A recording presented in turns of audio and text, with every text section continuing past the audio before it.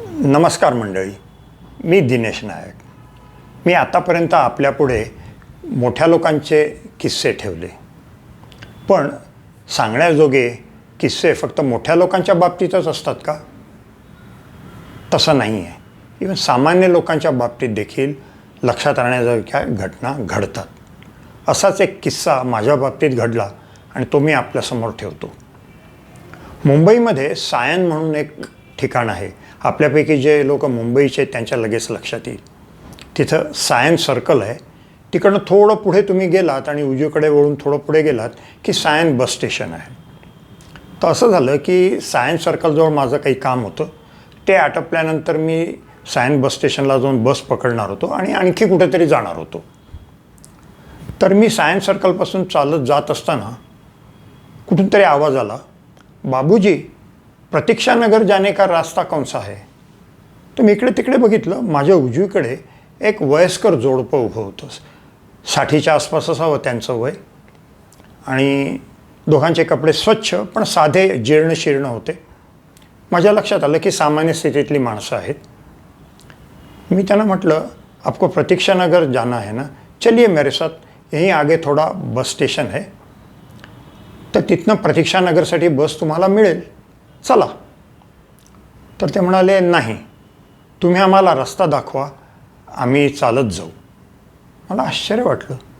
मी म्हटलं, प्रतीक्षा नगर इथनं बरंच दूर आहे आणि आत्ता 10:30 वाजता आहेत आणि बघा सूर्य डोक्यावर केवढा आला आहे. हा मेचा महिना आहे.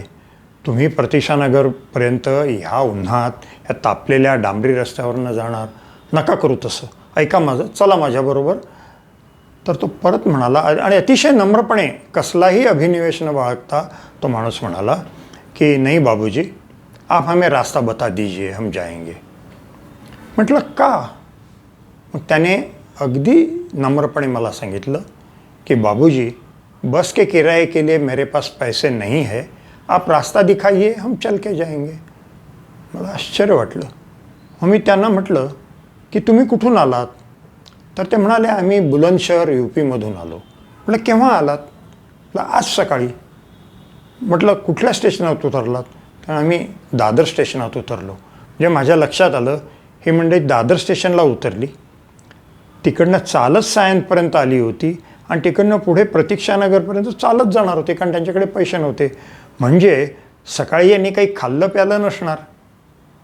मी त्यांना स्पष्ट विचारलं की तुम्ही सकाळी पण काही खाल्लं प्यालं नसणार, तुमच्याकडे पैसे नाही. तो माणूस मौन राहिला. ते मौन मला बरंच काही सांगून गेलं. मग मी त्यांना म्हटलं, माझा ऐका, या उन्हात चालत जाण्याचं, ते देखील उपाशीपोटी, विचारसुद्धा करू नका. चला माझ्याबरोबर. त्या बस स्टेशनजवळ एक हॉटेल आहे, मलाही भूक लागली आहे, मलाही नाश्ता करायचा आहे. आपण तिघंही म्हणून काहीतरी खाऊ, मग बस स्टँडवर जाऊ. तिथं प्रतीक्षानगरचं भाडं किती आहे मी कोणाला कंडक्टरला विचारतो, तेवढे पैसे तुम्हाला देतो आणि मग तुम्ही बसने प्रतीक्षानगरला जा.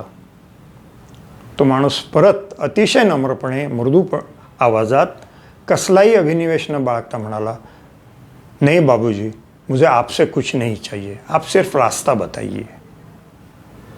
मी म्हटलं, हे बघा, तुमचा स्वाभिमान आडवा येतोय, कळतं मला, पण असं बघा, तुम्ही माझ्यावर जेव्हा जेव्हा काही संकट आली, कोणीतरी माझ्या उपयोगी पडलं, तर आज तुमच्या उपयोगी पडायची संधी मला मिळते आहे, हे माझं भाग्य आहे.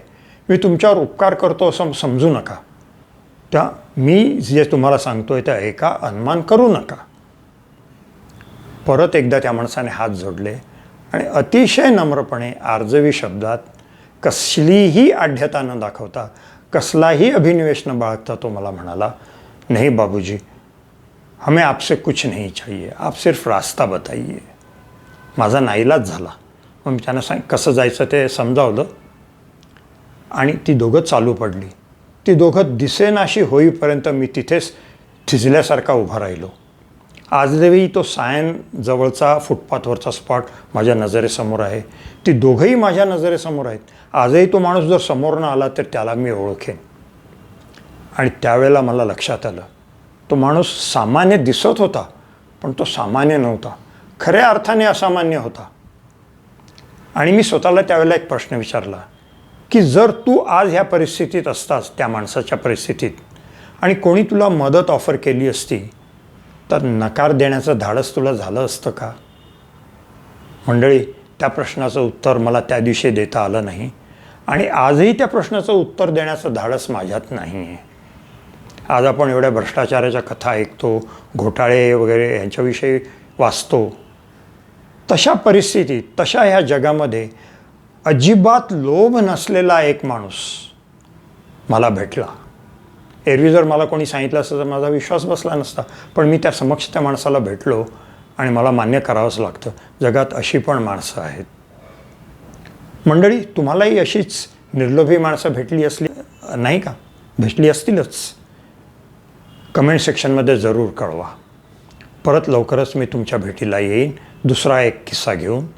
नमस्कार.